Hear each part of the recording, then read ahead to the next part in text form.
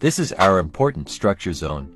We can see the price was moving a continuous bullish structure and now managed to break the latest high.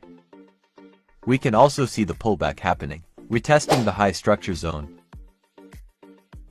Right now, I see the touch point has been made, and now I'm moving down on a lower time frame to identify the entry from 1-hour time frame. Going down to 15-minute time frame, I am setting my key structure zone.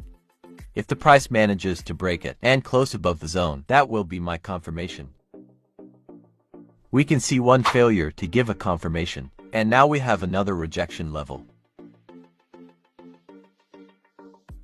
We can see the price failed to successfully close above the rejection level multiple times, and now it formed another structure zone.